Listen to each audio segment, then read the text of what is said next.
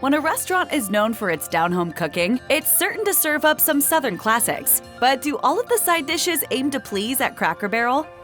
If you grew up hating vegetables, it was probably carrots cooked like this that caused your distaste. First off, the choice of baby carrots was a mistake. They're good served raw as a snack with ranch or hummus, but they quickly turn into mush when cooked too long, like the ones at Cracker Barrel. They had a grainy, soggy texture that was quite unpleasant. The seasoning didn't help either. The carrots were begging for more salt, but instead, they seemed to be doused in either white sugar or honey, something the already sweet-cooked carrots didn't need. This side was just a quick trip through the food processor away from being baby food. Tastes like baby food. Knock yourself out. As a side, the dish comes with no chicken meat. It's just dumplings and sauce. The dumplings themselves were properly made. They tasted well seasoned with salt and were nice and fluffy. Sadly, the sauce ruined the dish. It was over-thickened with flour, which made it quite gluey. This counteracted the lightness of the dumplings and made the dish seem heavy and excessively dense. If the sauce was supposed to be chicken-flavored, the poultry didn't really come through. Even worse, there was a strange, almost fishy aftertaste that the generous amounts of salt and black pepper couldn't totally mask. This side was served as a blend of pineapple chunks, cut up strawberries, and whole blueberries. The strawberries especially were incredibly tart, with no sweetness to speak of. Even though they looked beautiful and red, the blueberries had a little more sugar but still tasted sour. The pineapple looked pale and unripe and was as bland as it appeared. On the positive side, the pineapple was nice and crunchy, and all the fruit did indeed seem like it had been freshly cut.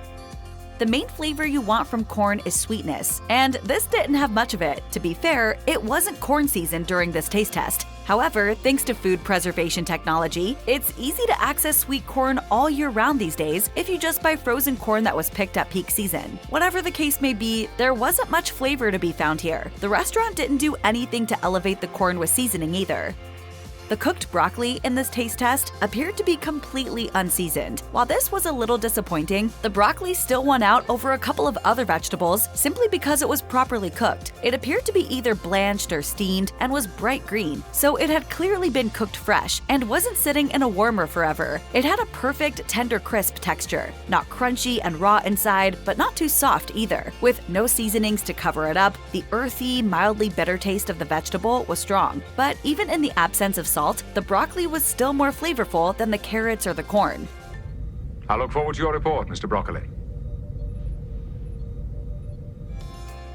Baked potatoes are so easy to make at home. Just throw a potato in the oven for around an hour and you're in business. That makes it frustrating when restaurants like Cracker Barrel serve potatoes that are worse than what you could prepare in your own kitchen. The loaded baked potato wasn't bad exactly. It was a cooked potato topped with butter, sour cream, bacon bits, and cheese, and all of those components worked well together. Rather than being fluffy, the potato was firm, suggesting that it might have benefited from a few extra minutes in the oven. The bacon bits were made with real chopped up bacon, but they weren't very crispy. The cheddar cheese was a tad rubbery. On the plus side, everything had enough seasoning on it, so no extra salt was needed.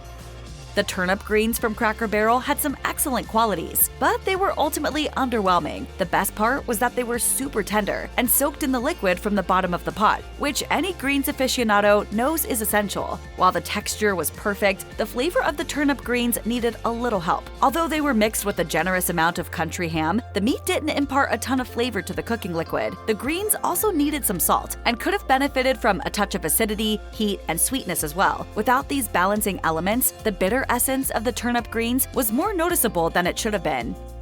The taste of the Hashbrown casserole was a slam dunk. The shredded potato made a perfect starchy canvas for mild Colby cheese, a savory seasoning blend, and surprisingly assertive diced onions. The cheese goop the potato sat in had a pleasantly creamy mouthfeel with no graininess. However, it lacked a crunchy element. While the top layer of the casserole did pick up some browning in the oven, it wasn't actually crunchy, and the dish as a whole was quite soft. In fact, the crunchiest component was the onion, which was still basically raw. The mashed potatoes from Cracker Barrel weren't fluffy. Instead, they were dense and slightly chunky, which isn't necessarily a bad thing here. They packed a ton of potato flavor and had enough fat to make them pleasantly rich. You can order these taters 3 ways: plain, with brown gravy, or with white sawmill gravy. For this taste test, we chose brown gravy. This tasted less real than the potatoes, as it had a strong beef bouillon and powdered gravy vibe. Nevertheless, the dish was yummy, with a strong savory character and plenty of salt and black pepper. The coleslaw served at chain restaurants is often pretty bad. Sometimes the cabbage is wilted and limp, and the dressing is frequently overly sweet. Neither of these problems affected Cracker Barrel's version of the dish. The blend of green and red cabbage was sliced thin, but not so thin that it lost its crispy texture, and the slaw seemed like it had been made fresh. The carrots added a hint of sweetness, and the mildly bitter flavor of the cabbage came through as well. There wasn't an overwhelming amount of dressing. It was nice and creamy with a hint of sugar and vinegar. It balanced out the veggies without taking over the dish or turning it into cabbage soup. Cracker Barrel's biscuits had a buttery flavor and were very salty, with a hint of baking powder in the aftertaste. They also seemed fresh, which is key for biscuits. They didn't have any sweetness to them at all, and some people might prefer biscuits with a hint of sugar. Texture-wise, these biscuits were more fluffy bready than the flaky crispy. They were soft with just a hint of chew, and were perfect for eating with soup or sopping up the juice from turnip greens. Ultimately, they were a solid blank slate for absorbing other flavors, but by themselves, they weren't the most spectacular biscuits.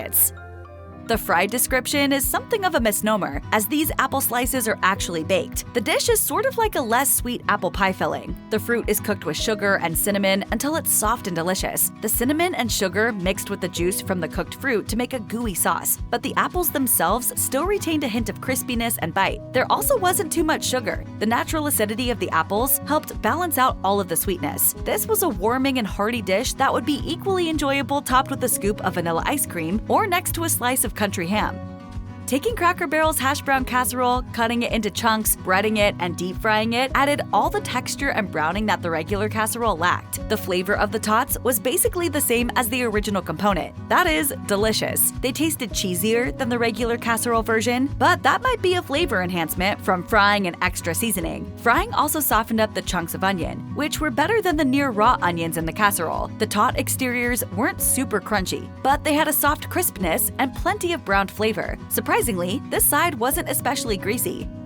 Some vegetables, like carrots, do not benefit from being overcooked. Others, like green beans, are amazing if allowed to cook slowly until they're almost falling apart. That's how Cracker Barrel prepares its beans. I do very much enjoy cooking Thanksgiving dinner. And you're so good at it. Thanks, green beans. The long cooking brought out a slight sweetness in the beans that you don't get from a brief dunk in boiling water. While the beans weren't filled with pork chunks like the turnip greens, they actually had a meatier flavor thanks to the pork seasoning. There was also a hint of onion and garlic powder, infusing additional savoriness, although with enough black pepper to give the beans more of a kick. This soup has a complex mix of flavors and textures hidden in the rich and deep broth. Swimming in the broth were chunks of tomato, peas, multiple types of beans, and corn. The beans really asserted their flavor, adding a comforting starchiness to the mix. The hefty amount of vegetable pieces made the soup feel quite hearty. The seasoning of the vegetable soup was simple yet effective. There was enough salt to maximize the flavor of the ingredients, and chunky bits of black pepper added zest to each bite. Cracker Barrel's fried okra was crisp, fresh, and snappy. Despite being coated in breading and fried, the green, springy flavor of the vegetable shone through. Sometimes breading has a hard time sticking, but the coating used by Cracker Barrel had no problem staying adhered. It had a light crispiness. Not necessarily crunchy, but it wasn't soggy either. The breading didn't soak up much oil from the fryer, so it didn't feel too unhealthy. Some of the okra pieces were a little tough, but the flavor was so good that this wasn't too much of a problem. Cracker Barrel's cornbread muffins tasted like they contained the barest hint of sugar, but they mostly leaned into a savory flavor profile and were better for it. The corn taste really came through in a powerful way. The cornmeal imparted a slightly gritty texture to the muffins, which was a good thing in this context. Although the muffins were hearty, they weren't heavy. They aren't very oily either, indicating they were made with the appropriate amount of fat.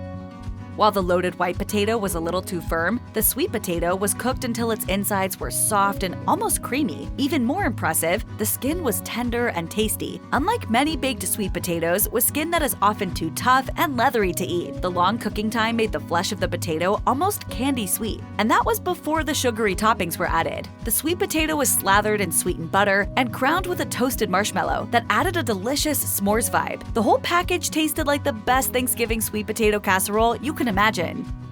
The mac and cheese was made with large, plump elbow macaroni cooked past al dente. Though it wasn't mushy, the pasta was coated in a ton of incredibly creamy cheddar cheese sauce. It had a little browning on top that suggested it had been baked, but it didn't stay in the oven long enough to dry out. The sauce itself was luxuriously rich and had a pleasant American and cheddar cheese flavor without being overwhelmingly sharp or tangy. The texture was perfectly smooth, with no graininess whatsoever. Where's my mac and cheese? Steak fries typically have a lower ratio of crispy surface area to soft interior. Cracker Barrel solved this problem by coating its steak fries in a thick layer of batter. The craggy nature of the batter increased the amount of exterior crispiness considerably. They were generously seasoned with savory garlic salt. The oil on the surface of the fries activated the garlic powder in the seasoning, lending the fries an almost roasted garlic aroma. The insides were just as delicious. The thick-cut potatoes tasted a lot more potato-y than a typical shoestring fast food fry. The fry interiors were also super fluffy and soft.